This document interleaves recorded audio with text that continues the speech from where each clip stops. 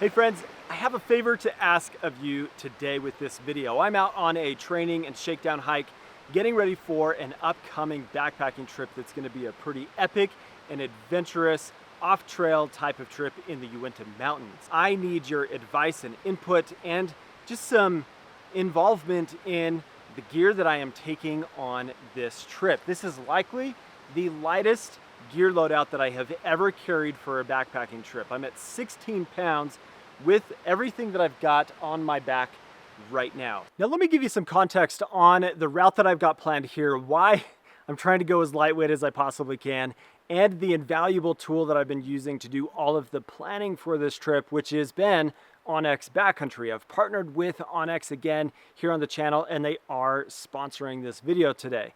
Now the route that I've got planned is roughly 30 or so miles, and it's a pretty adventurous route where I am connecting 3 different high alpine Uinta mountain basins, which typically you would access these basins from different trailheads, but for this trip I am connecting each of the basins into one route, into one loop, which means that I'm doing some off-trail hiking to go over some high elevation mountain passes, and so I need a really good planning tool to make sure that I've got everything in order to make it successful to get over these passes.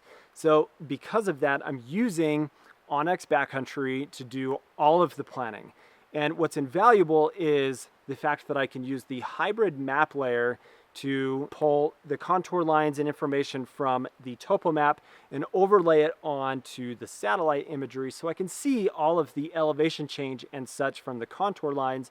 But then I look at everything from a 3D standpoint. So the 3D imagery gives me more information on how I might approach each of these mountain passes, where the best place to go up and come down is going to be.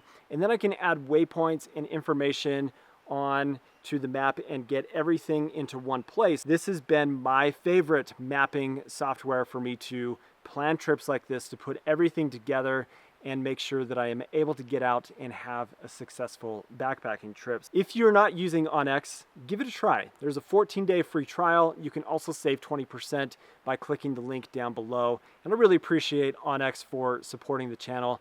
And it would mean a lot to me as well if you guys supported the sponsors of this channel, gave it a try, and let me know what you think. But then additionally from that, why am I trying to go as lightweight as possible? The biggest thing about it is the fact that I am going to be doing a lot of scrambling, going up really steep faces, and just kind of exposed to a bit more risk. So if I can be as lightweight as possible, it makes it possible for me to maneuver myself a bit easier and to not be so fatigued going over some of these high elevation passes that are over 11,000 feet.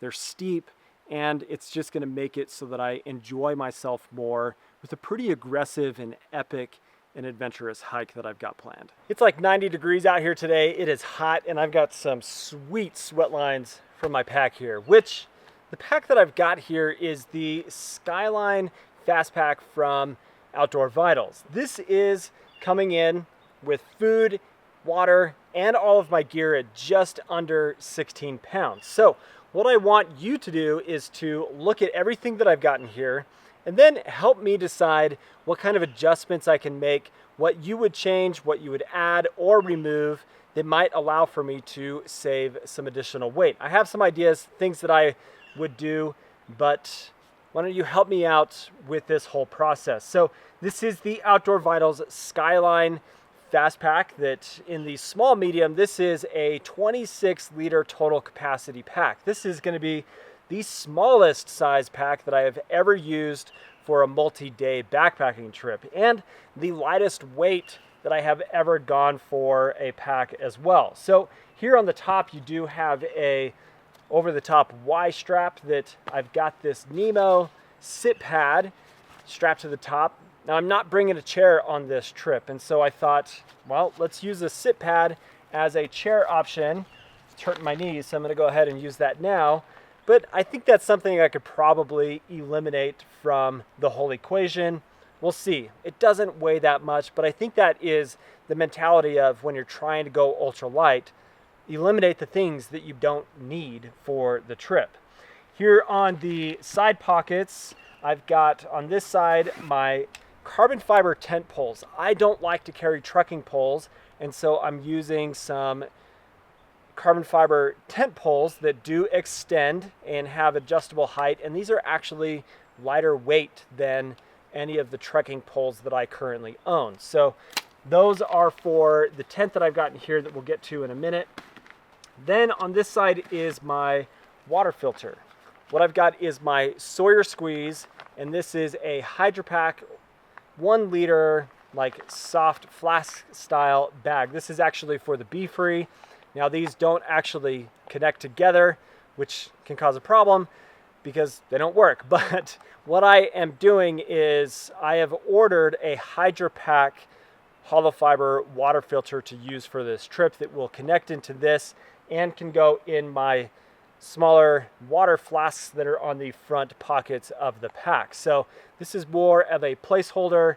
Here in the front of the pack, I've got a little ditty bag with electronic items. These are at a minimum. Now I could probably get rid of this bag, but I'm gonna keep it because I want my electronics to not get messed up from water. So I'll keep my car keys in there. I also have my headlamp, which is the Claymore Cap-On 40B. This is pretty dang lightweight, so I think that that is a winner for this.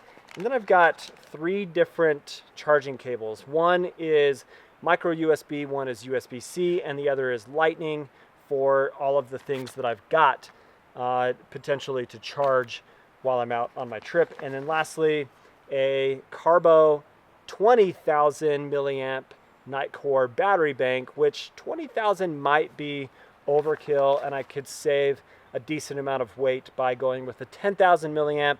I just haven't decided how much filming and what camera system I'm actually going to use for this trip, so I'll probably end up using my 10,000 milliamp battery bank from Nightcore instead. Then a few other things here in the front pocket. This is my poop kit.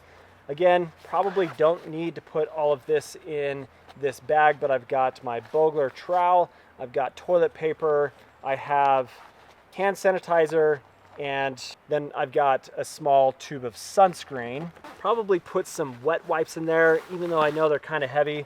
And then I've got my first aid kit. I do need to go through this and maybe pare down what is not absolutely necessary. This could save some weight and a little bit of bulk, but I don't like to skimp out on first aid when it comes to a backpacking trip. I want to make sure that I've got myself covered if anything does happen. So now here on the shoulder harness of the pack, I've got 2 of these 500 milliliter, which are 17 ounce soft flask water bottles, one on each side, and that will allow for me to consume my electrolytes, to just stay hydrated while I'm out. And then on this side, I've also got my Zoleo satellite communication device, which is obviously a necessity for me to take out so I can stay connected, and in the event of emergency, I can call SOS if needed. Okay, I missed one thing here on the bottom of the pack because this pack does have a bottom pocket. This is a rain jacket from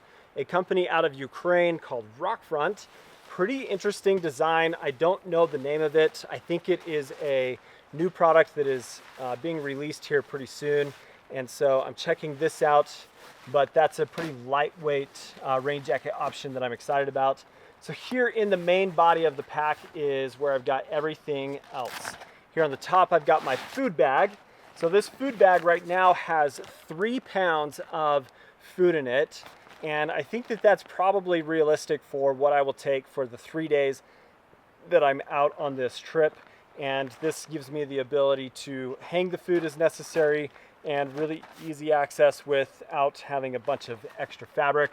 That's also a food bag design that I make. So available on my Etsy store. Then I've got my cook system. So I'm going super minimal, just doing freeze-dried meals. I've got a 100-gram fuel canister. Then I've got an MSR 450 milliliter titanium pot that I've put into a Light AF Dyneema pot sack. In here is a mini Bic lighter, and the BRS 3000T stove with a little pack towel to wipe things up, to just make it so it's not bouncing around and knocking around in there. But this MSR titanium 450 milliliter cup or pot is lighter than the 450 milliliter toques that I've got. So we're going with this, no lid, just trying to save and reduce as much as possible. So I've got an extra pair of socks, which I think is important to have, an extra pair of underwear, and then this may or may not be something I take with me. It depends on what the forecast looks like and if it's going to be excessively hot, or if I might see some potential cold or colder than I would expect. And that's just a pair of thermal bottoms that are pretty lightweight. These are from Outdoor Vitals, the Highline leggings. And so that might be something that I leave behind.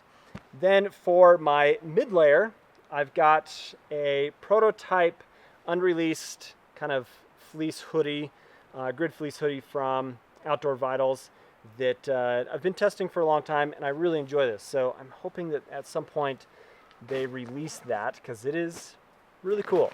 And then my insulation layer is from Cumulus. This is a down pullover that is super lightweight. Again, we're in the middle of summer, so this is just for that little bit of added warmth. Let's talk about my shelter. I am bringing the lightest tent that I have accessible to me right now, and that is the Durston Gear X-Mid Pro 1 with 6 stakes in it, and then my tent poles. So this is the lightest weight option that I've got that also gives me bug protection and just is going to be the most comfortable lightweight option for this trip. My sleep system is kind of exciting. I'm a little nervous about this, and I might change it up, but this is the Zoom UL from Big Agnes. It's the lightest weight sleeping pad that I've got right now, and down to 40 degrees Fahrenheit of overnight lows for temperature, this should do just fine. Otherwise, like lower temperature than that, this pad sleeps cold. So I'm a little nervous about it from that standpoint, but I don't have something that provides the comfort that this does that is also lighter weight. I don't even have a X-Lite or anything anymore. This is my lightest weight sleeping pad option, and I'm just leaving the stuff sack and everything behind. Then the pillow I'm carrying is the Nemo Pillow Elite. Not my favorite pillow, but it's the smallest pack size and the lightest weight pillow that I've got available to me. So now my sleeping bag and quilt. This is also from Rockfront, made in Ukraine. This is a quilt that attaches to a piece of fabric as a whole bed system. So think of a Zen Bivy style, but it has a full-length zipper that connects all the way around to bring the quilt into an entire bed, which is pretty interesting. Now, this is one of the lightest weight sleeping bags that I own, or bed systems, and it provides full coverage, full protection all the way around, and it's kind of exciting. But I do think that I could save weight by not bringing this entire sheet system and just bringing the quilt and having it cover me that way. So I'm going to mess around with that, but this is pretty stinking cool. This is from Rockfront. It's the 350 Pro Ultralight. That's everything that I'm going to take on this trip. There's no chair, there's no luxury items, there's nothing that really stands out as like, you don't need to take that. These all feel like necessary items, but I'm curious from you to tell me what you think. What am I missing? I don't have bug repellent in this, which I probably need to add.